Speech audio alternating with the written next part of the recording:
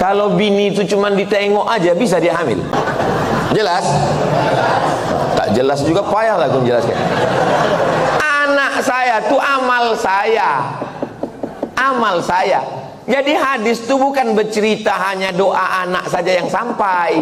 Hadis itu mau menceritakan amal-amal dulu tetap mengalir sesudah salah satunya anak. Jadi yang tak punya anak atau meninggal jomblo. Waalaikumsalam warahmatullahi wabarakatuh. Misalnya saya punya keponakan. Keponakan saya ini kerja PNS. Dan saya tahu dia membuat markup proyek korupsi. Tapi di balik korupsi itu dia punya gaji tetap sebagai ASN tiap bulan golongan 3B, gaji pokoknya 3 juta. Tak mungkin menurut hitungan duit dia punya rumah besar, punya mobil. Tapi 3 juta itu tetap halal. Maka macam mana solusinya? Idza jitama'al halal wal haram faghullibal haram. Kalau bercampur antara yang halal dengan yang haram, yang menang itu yang halal apa yang haram? Yang haram yang menang. Ini ada air 1 tong, dijilat oleh anjing. Lidah anjing itu mungkin setetes. Air ini 1 tong, dibuang nih semua 1 tong ini. Fa'ahriku, kata Nabi, tumpahkan, dibasuh dengan 6 kali air suci biasa tambah 1 air tanah. Jadi kalau berjumpa yang halal dengan yang haram, yang menang bukan yang halal kecuali air yang lebih dari 2 kula. Tapi yang menang adalah yang haram. Nah, macam mana saya mau datang ke rumah dia, mau minum teh, makan lontong sayur, ketupek gulai paku? Maka karena keponakan ini dah macam anak, saya kasih tahu sama dia, kau jangan kau kerjakan yang haram ini, karena kau nanti masuk neraka jahanam. Hidup ini sementara, mati kau nanti tinggal rumah besar nih, tinggal semua. Tapi rupanya dia degil, dilawannya pula saya. Maka pas acara anaknya nikah, diundangnya saya.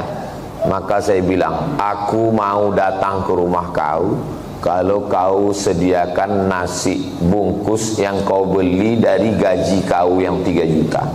Kalau dari duit yang subhat yang haram itu kau sediakan, aku tak datang. Kalaupun aku datang tapi jangan kau tersinggung, aku tak makan nanti. Kata dia, datanglah Wak. Dia manggil saya Wak. Kalau Wak tak datang, bagus, tak berkurang nasi aku, gitu deh. Menjaga diri dari makan yang haram hukumnya wajib. Atib mata'amak, jaga makananmu, takun mustajabat dakwah, doamu akan dikabulkan Allah. Kulu, makanlah min thayyibat, yang halal, yang baik. Jangan makan dari yang haram. Kalau udah tahu orang riba, rentenir, lintah darat, jangan bertamu lagi ke rumahnya. Kalau diundangnya Pak Ustaz, datang, tapi jangan makan. Mana bisa? Bisa. Saya setiap diundang di bank konvensional, berapa bank konvensional di Pekanbaru nih ngundang saya, datang saya tausiah, dikasihnya air putih, tak saya minum, dikasihnya saya kue kotak, tak saya makan, disuruhnya bawa balik, bawa ya Pak, saya bawa, pas di lampu merah saya kasih sama orang di lampu merah, dikasihnya duit, saya ambil, kasih orang duit saya ambil, di rumah saya buatkan 1 kotak khusus, kotak duit haram. Bertumpuk duit-duit dari orang bank konvensional. Habis itu kata Syekh Yusuf Qardawi, bunga bank dalam fatwa mu'asirah tak boleh dimakan, dibagikan untuk masalih ammah, kepentingan umum. Apalagi ini udah dekat, tak lama lagi datang duit haram, datangan duit haram ini biasanya datang 5 tahun sekali. Serangan fajar namanya. Kira-kira nanti kalau datang itu jamaah An-Najah mengambil atau tidak?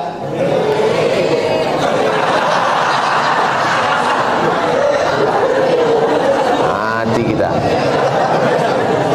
Saya dah yakin 100% orang An-Najah nih kalau ada yang membagi-bagi duit 50.000 tak akan mereka ambil. Mudah-mudahan Allah menjaga kita dari makan haram. Bedakan antara marah karena Allah atau marah karena ulah. Kalau marah karena Allah, apalagi saudara, anak kemanakan, tak akan sakit hati dia kalau kita bercakap nasihat. Aku tetap datang. Tapi jangan karena itu lalu putus silaturahim. Tetangga saya ini Pak Ustadz kerjanya riba, dikasihnya saya kue, ambil kuenya, jangan dimakan. Cuman saya serahkan, terserah. Dibuang Pak Ustadz, jangan mubazir. Kasih ke fakir miskin, anak yatim. Tapi itu dimakannya juga. Itu namanya masalih ammah, kepentingan umum, bukan kepentingan pribadi. Jelas? Jelas. Patutlah Ustaz tak mau minum dari tadi.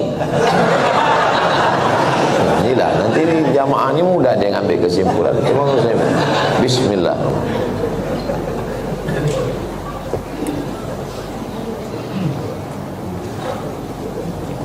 Saya dikasih tahu sama jamaah, Ustaz jangan sembarangan minum, nanti Ustaz kena racun. Tapi saya yakin di Masjid An-Najah ini tak ada yang meracun saya.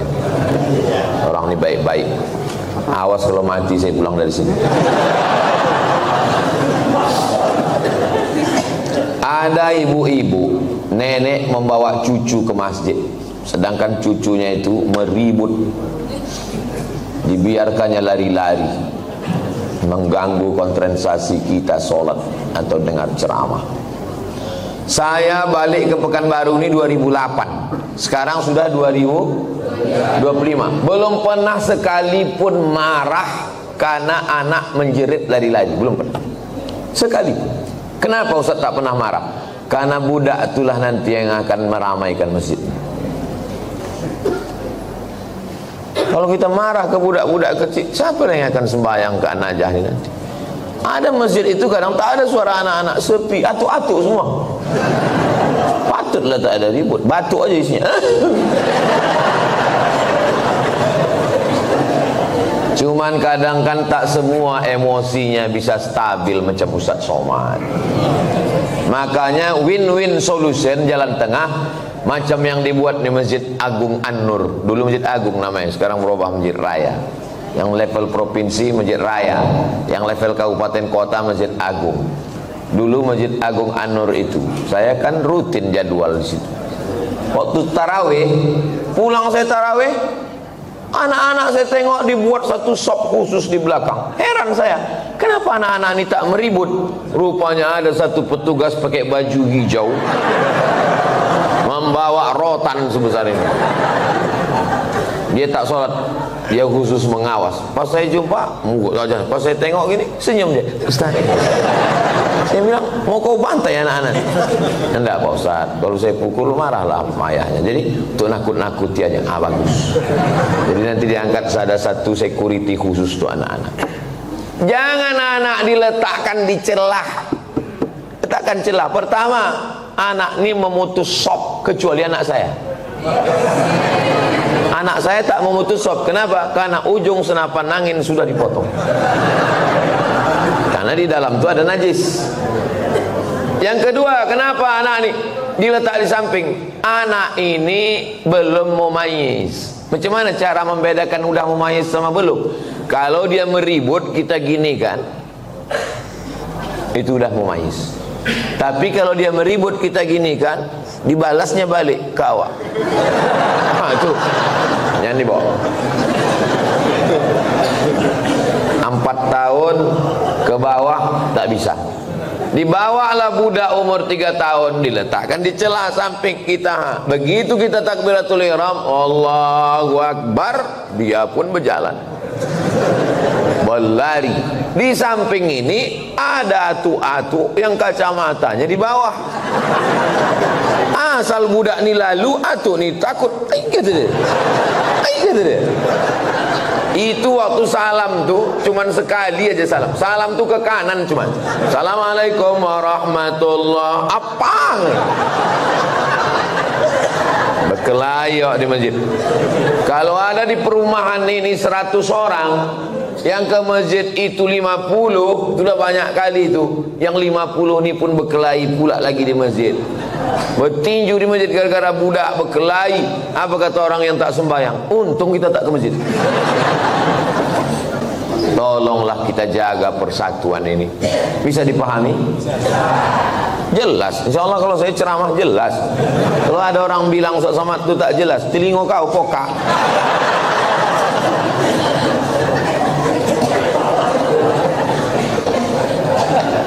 Bolehkah membaca Yasin di pemakaman Pak Ustaz?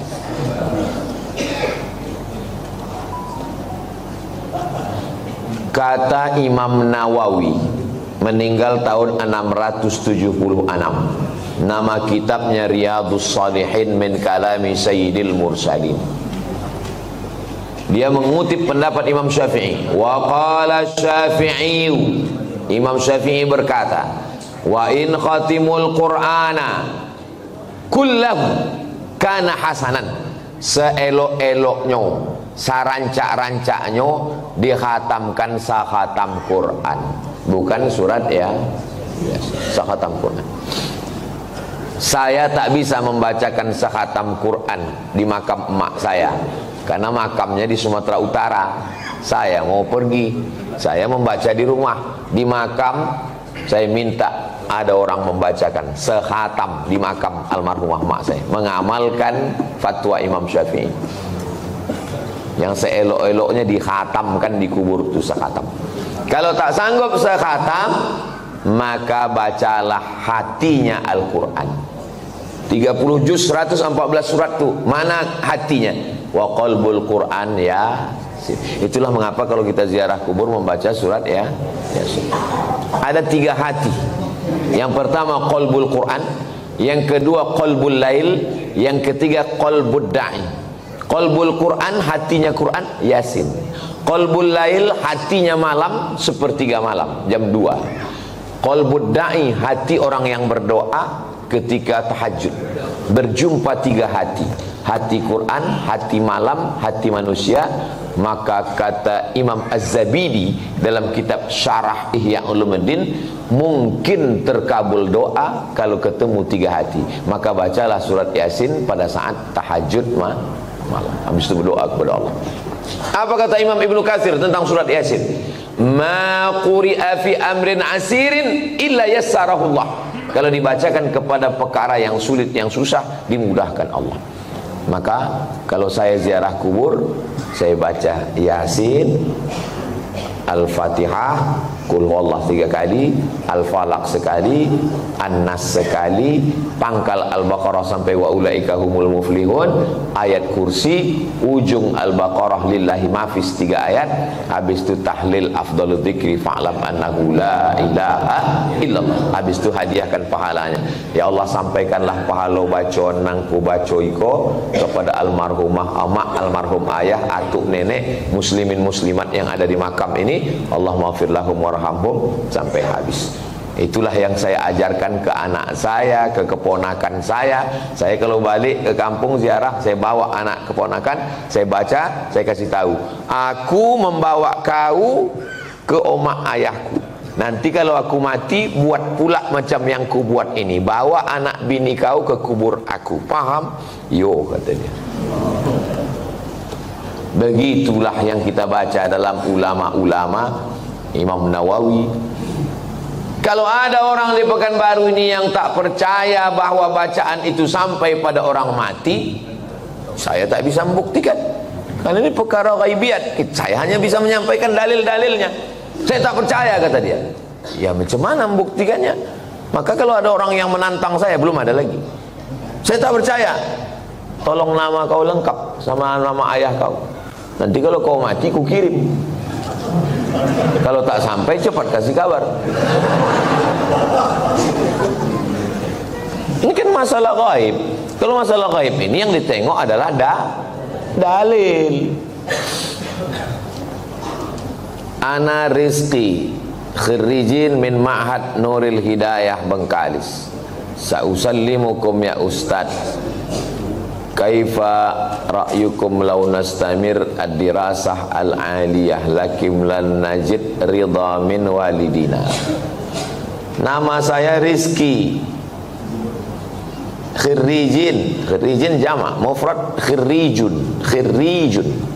Saya alumni dari Ma'had Nuril Hidayah Bengkalis. Sa'as'alukum, saya mau bertanya ke Ustaz. Kaifa ra'yukum law nastamir dirasa nuwasil ad-dirasa.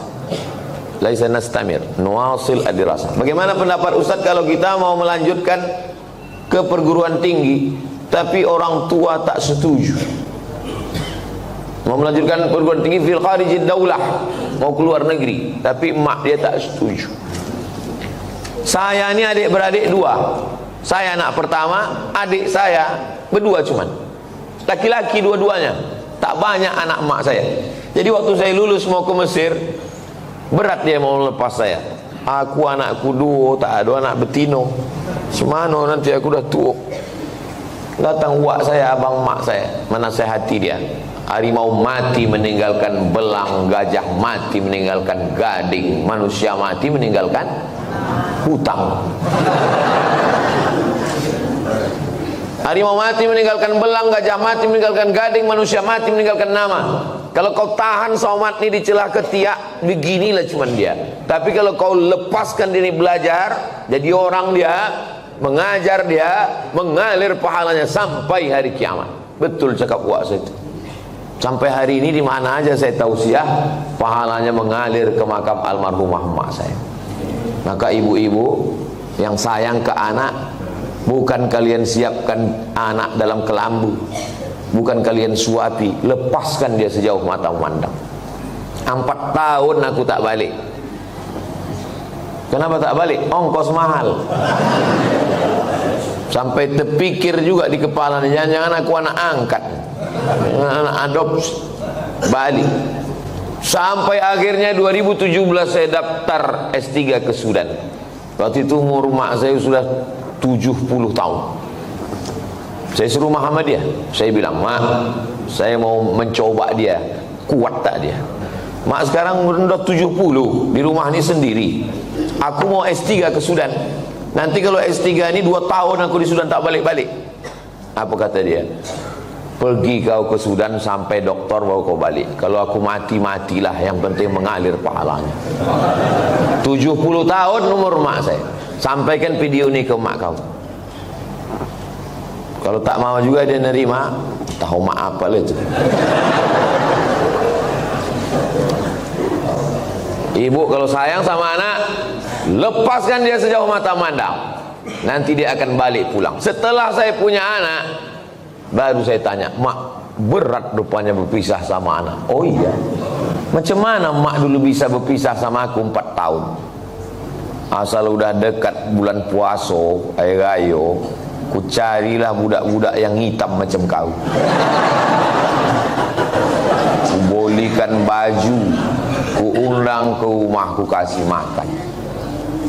Hilang rinduku ke kau. Begitu rupanya cara dia.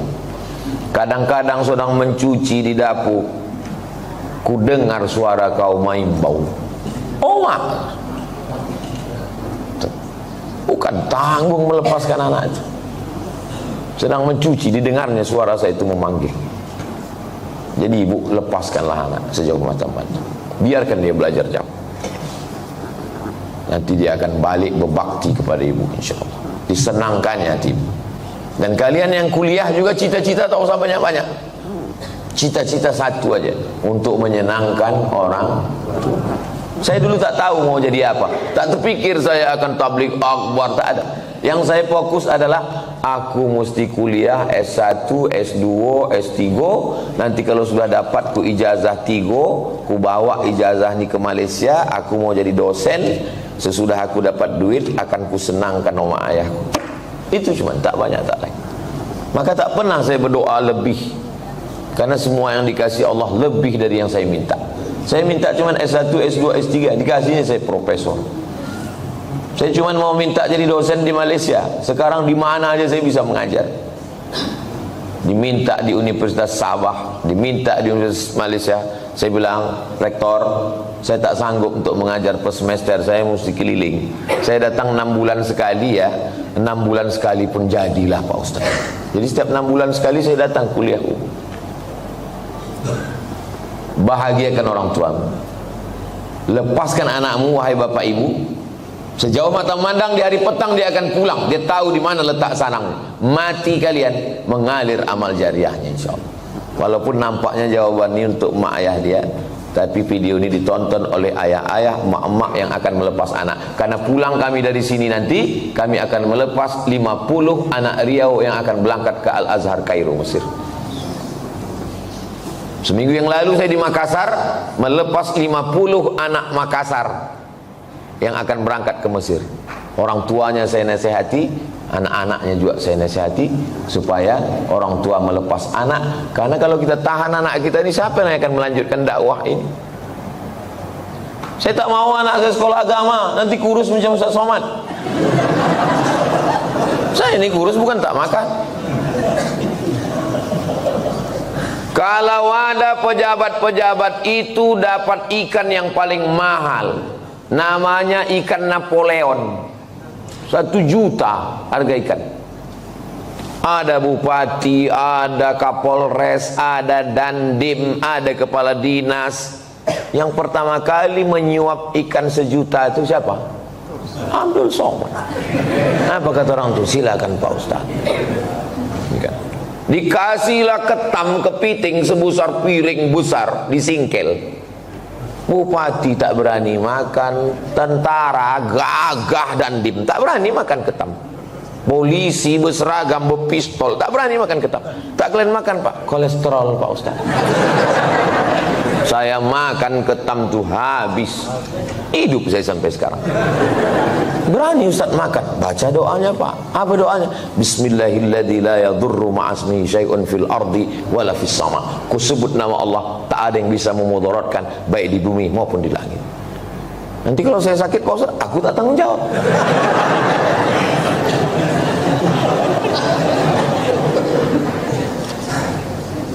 Definisi mengganggu tetangga itu bagaimana Pak Ustadz? Apalagi kita di komplek perumahan.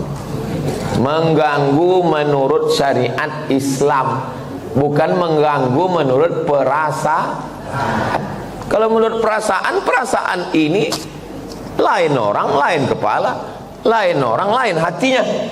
Saya terganggu betul dengan tetangga saya ini Pak Ustadz. Kenapa kau terganggu? Bininya cantik kali. Cantik ciptaan Allah. Jadi yang maksud mengganggu itu adalah kalau bertentangan dengan syariat Islam. Saya terganggu dengan tetangga saya ini Pak Ustadz. Kenapa? Melihara anjing dia Pak Ustadz. Oh, dalam Islam melihara anjing hanya boleh untuk menjaga kebun dari pencuri. Tempat kita aman, rumah rapat, maka tak ada alasan. Maka kita lapor ke RT RW, musyawarah, dudukkan bersama. Kadang jamaah ini mau mengambil hukuman segera, saya racun aja lah Pak Ustaz. Dipasang racun, rupanya anjing itu tak makan, dimakan kucing, awak mati kucing. Dimusyawarahkan, wa amruhum syura bainahum. Hari libur, hari Ahad, rumah dekat-dekatan, dipasanglah lagu bum pam bum pam bum pam. Belilah earphone. Berapalah harga earphone? Dengar sendiri. Bum pam. Jadi dipasang satu komplek. Kan tak semua orang suka lagu itu. Apalagi di situ ada orang-orang tua yang jantungnya tak kuat. Mendengar itu, kata dia mati. Ini mengganggu. Menurut syariat pun tak betul. Nah, maka menurut syariat agama Islam, rumah berdekatan, sempadan cuma dinding, dinding pun tak penuh ke atas, ditanamlah pula pokok mangga pas di situ. Buahnya apa tak asal menengok meniti air. Nah, ini mesti menjaga. Maka kata Nabi, idza tabakhta, kalau kau memasak, fa'aksir ma'aha, banyakkan kuahnya. Pesan Nabi ke tetangga, kalau kau masak banyakkan kuahnya. Untuk apa? Berbagi ke tetangga, menyambung tali silaturahim. Kata almarhumah mak saya dulu, kalau tak menjulur labu, tak menjulur kundur. Ini pokok labu, ini pokok kundur, sama-sama ditanam. Menjulur itu maksudnya keluar pucuknya. Keluar pucuk labu, keluarlah pucuk kundur. Kalau tak keluar pucuk labu, tak keluar pucuk kundur. Apa maksudnya? Kalau tak kedatang makanan kita, tak datang pula makanan orang. Halus pepatah orang. Bagikan makan. Kata Nabi kuah, tapi yang pula gara-gara ceramah nih kuah aja. Dulu sebelum Ustaz datang berbagi ayam kami, sesudah Ustaz kuah aja lagi. Gara-gara Ustaz Somad. Tahadu tahabbu, saling berbagi hadiahlah kamu, maka kamu akan berkasih sayang. Malam Jumat jumpa wirid Yasin. Dulu begitu orang jumpa, sekarang udah tak ada lagi jumpa. Jumpa pun di acara pesta nikah, walimah, udah tak bisa bertanya lagi. Dulu kau tanya, siapa menantu kau ni? Macam-macam mirip. Ini anak Pak Fulan. Oh, takik mana juga, mau balancik-lancian ni rumahnya Jawa. Sekarang tak bisa lagi ngobrol. Pas ditanya, itu anak siapa? Apa? Anak siapa? Suara musik. Bum bam, bum bam, bum bam. Tak ada lagi silaturahim. Pas ditanya, itu menantu kau? Apa? Tak ada lagi silaturahim. La salam wala kalam. Alhamdulillah, Masjid An-Najah ni tempat kita bersilaturahim.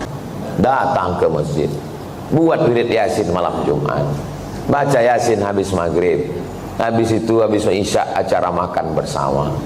Tak ada duit, kumpul iuran. Di Malaysia itu setiap masjid itu ada dapurnya. Saya perhatikan tuh, setiap masjid ada dapurnya, ada dandang besar dan bisa masak.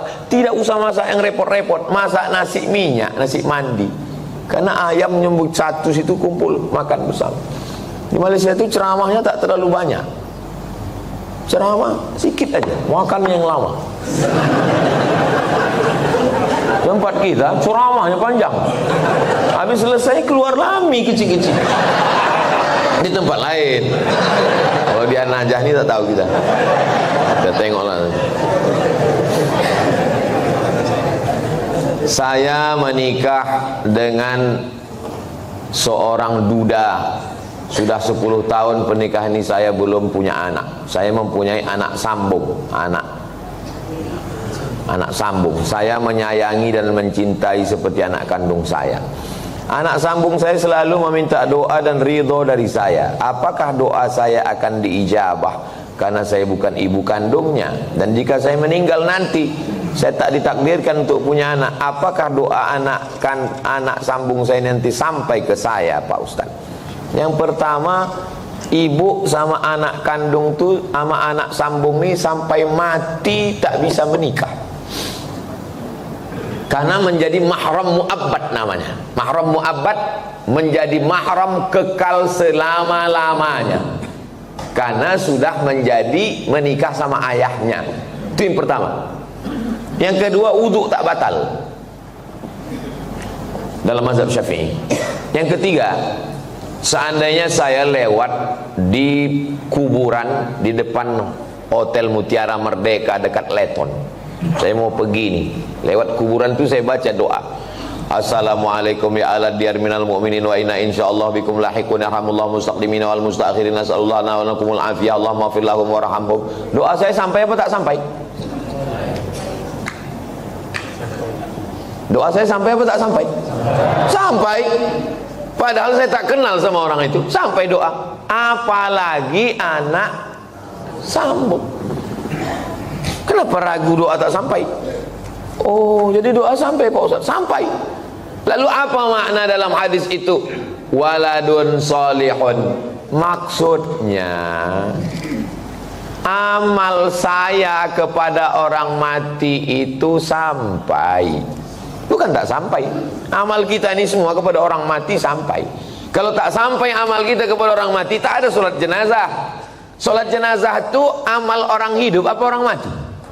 Orang hidup untuk orang mati. Jadi kalau ada orang mengatakan amal orang hidup tak sampai kepada orang mati, nanti pas dia mati jangan sembahyangkan. Bisik kan, kau dulu bilang tak sampai kan? Tak sampai kau. Amal orang hidup ini sampai ke orang mati. Terus Pak Ustaz itu katanya anak yang soleh. Masih fokus nih, masih fokus. Ini Abdul Somad. Abdul Somad ini kalau mati amalnya kan putus semua kan? Putus kan? Masih bisa dia ceramah? Putus. Masih bisa dia sholat sunat Isra? Tapi ada 3 amalnya yang dulu tak putus. Yang pertama, shadaqatun jariyah. Disumbangkannya 2 sak semen ke Masjid An-Najah. Putus atau tak putus? Tak putus. Karena setiap hari orang sholat mengalir ke dia. Itu kan amal dia dulu. Yang kedua, ilmun yuntafa'u bih. Ceramah dia di Masjid An-Najah. Ceramahnya itu dulu atau sekarang? Dulu. Habis mati tetap mengalir, diamalkan oleh jamaah. Yang ketiga, anaknya. Anaknya itu kan amal dia itu. Yang ketiga, inilah orang. Anaknya kok amal dia, Pak Ustaz? Kalau bini itu cuma ditengok aja bisa dia hamil. Jelas? Tak jelas juga payahlah aku menjelaskan.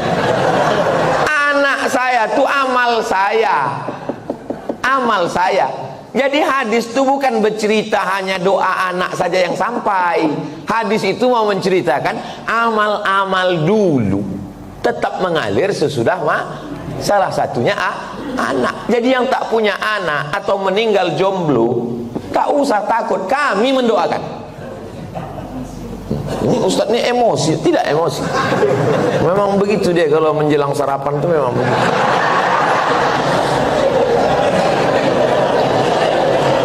Seumur-umur saya membaca pertanyaan, inilah tulisan yang paling cantik. Cantik kan?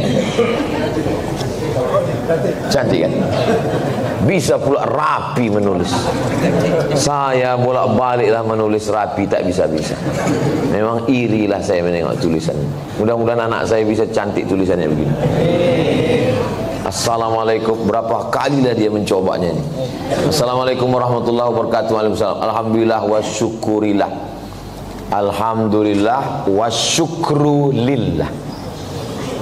Saya kurang. Alhamdulillah wa syukru lillah.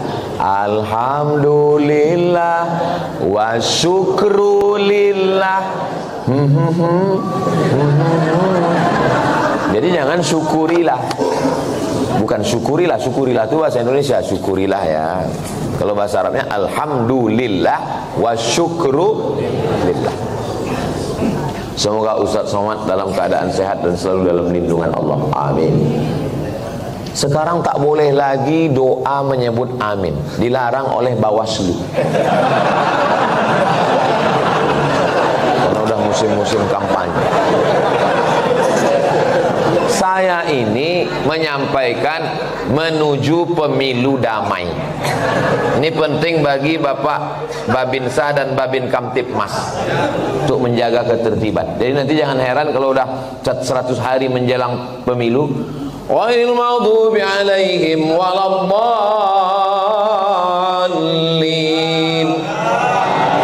Tak boleh, itu keberpihakan. Sunyi nanti masjid diam.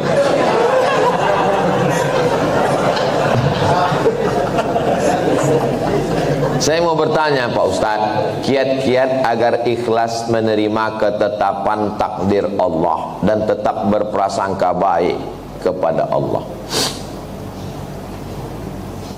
Mohon doanya Ustadz untuk seluruh istri pejuang garis 2. Pejuang garis 2 itu maksudnya yang belum hamil.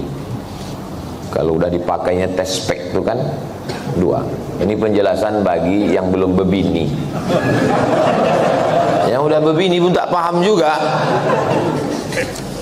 Bagaimana cara kita biar supaya rela menerima takdir Allah?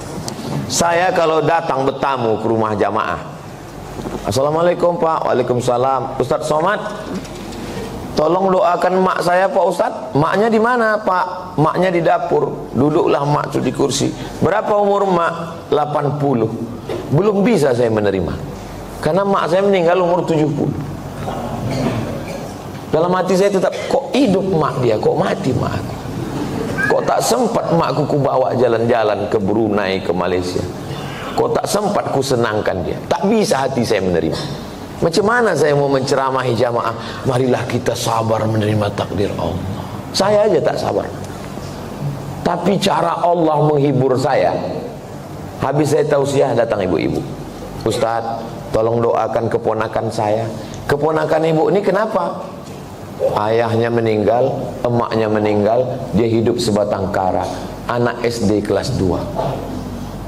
Oh, aku sempat aku serumah 11 tahun sama emakku. Dari 2008 ke 2019. Ini budak nih kelas 2 SD sebatang kara. Ternyata yang membuat kita bisa sabar itu adalah ketika membandingkan dengan orang lain. Begitu cara Allah mengajar saya. Ayat tak mempan, hadis tak mempan. Kenapa tak? Saya yang berceramah, saya yang nyuruh orang sabar. Tak bisa saya terima. Tapi begitu dijumpakan Allah, oh rupanya.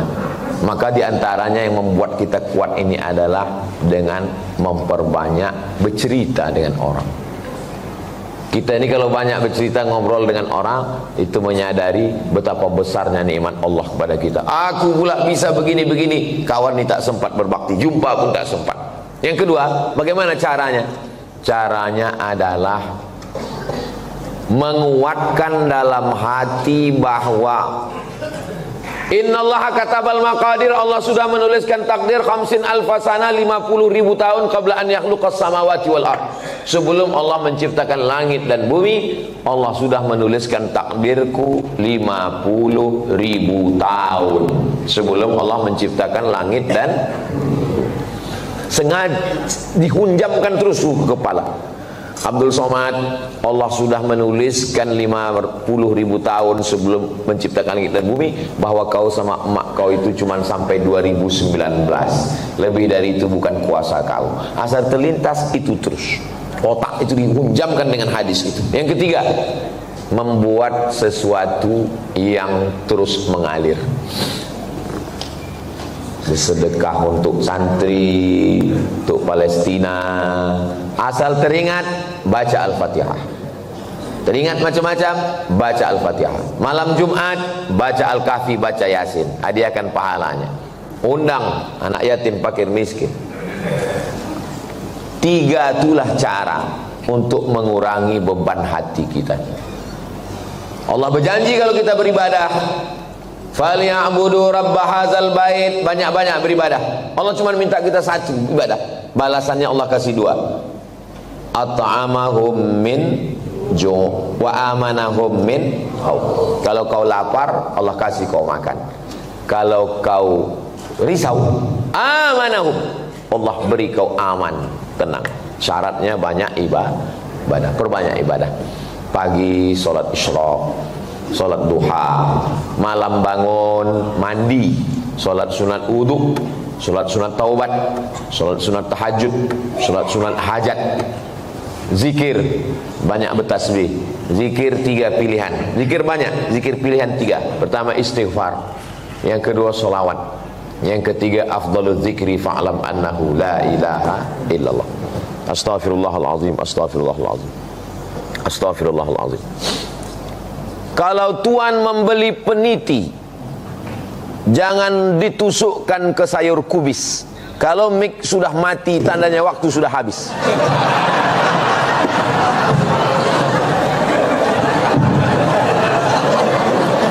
Kalau tuan membeli peniti, jangan dicucukkan ke sayur kubis. Kalau mik sudah mati-mati, tanda waktu sudah habis.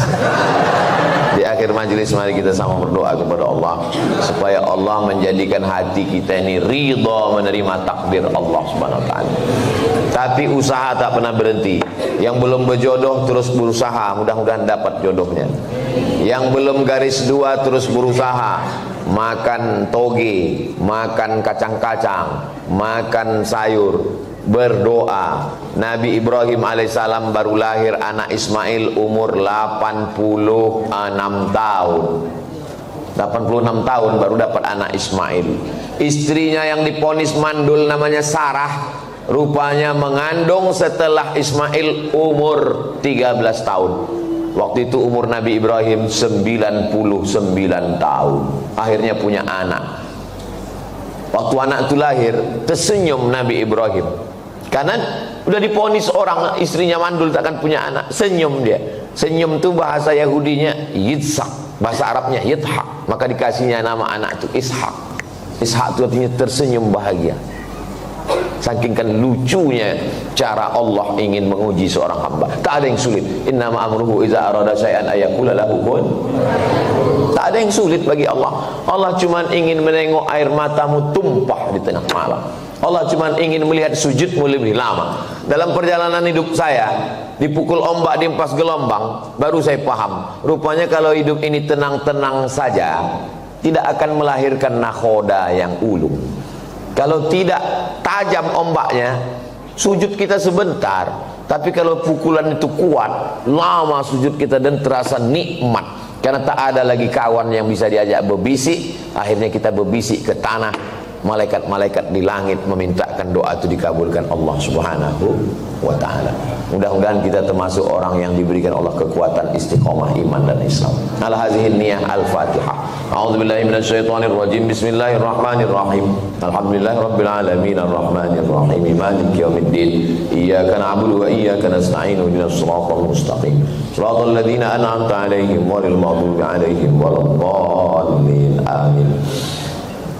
Rabbana fir lana dzunubana, ampunkan dosa kami ya Allah, wali abaina, ayah kami, wali ummahatina, mak kami, wali azwajina, pasangan hidup kami, wali dzurriyyatina, anak cucu keturunan kami, wali man hadarana, semua yang hadir di majlis ini, wali man syarakana, jamaah kami yang mengikuti dari jauh, hatinya tetap terpaut dengan ilmu yang kami sampaikan.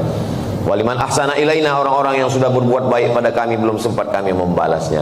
Wali jami'il muslimina wal muslimat wal mu'minina wal mu'minat al ahya'i minhum wal amwat bi rahmatika ya arhamar rahimin. Allahumma ansur ikhwanana al mujahidina fi Palestin. Tolong saudara kami yang sedang teraniaya di Palestina ya Allah. Wa dammir a'da'aka a'da'ad-din. Hancurkan Israel, musuh kami, musuh engkau, musuh semua orang-orang beriman ya Allah. Allahumma ja'al hadzal balada baladan amina. Jadikan bumi Lancang Kuning negeri yang aman dan damai. Baldatun thayyibatun wa rabbun ghafur. Allahumma dafa'anna al-ghala wal waba wal fahsya wal riba wal zina wal munkar. Selamatkan kami, keluarga kami, masyarakat kami dari riba, dari zina, dari narkoba, dari LGBT, dari perbuatan keji dan munkar. Allahumma khtim lana bi husnil khatimah wa la takhtim alaina bi su'il khatimah. Rabbana hab lana minas solihin, jadikan anak kami anak-anak yang soleh dan solehah. Rabbana hab lana min azwajina wa dzurriyyatina qurrata a'yun waj'alna lil muttaqina imama. Allahumma la tadharhum fardan wa anta khairul warithin. Janganlah engkau biarkan mereka hidup sendirian. Berikanlah mereka pasangan dan keturunan yang baik-baik ya Allah. Wafiqna lima tuhibbuhu wa tarda. Tanamkan taufikmu dalam hati kami supaya kami beramal dengan amal yang kau ridhai ya Allah. Allahumma jma'na ma'al habibil mustafa. Sebagaimana engkau satukan kami di Masjid An-Najah subuh ini, satukan pula kami nanti di surga Jannatul Firdaus bersama Nabi Muhammad sallallahu alaihi wasallam. Rabbana atina fid dunya hasanah wa fil akhirati hasanah wa qina adzabannar. Wa sallallahu ala sayyidina Muhammad wa ala alihi wa sahbihi wa sallam. Walhamdulillahi rabbil alamin. Taqabbalallahu minkum.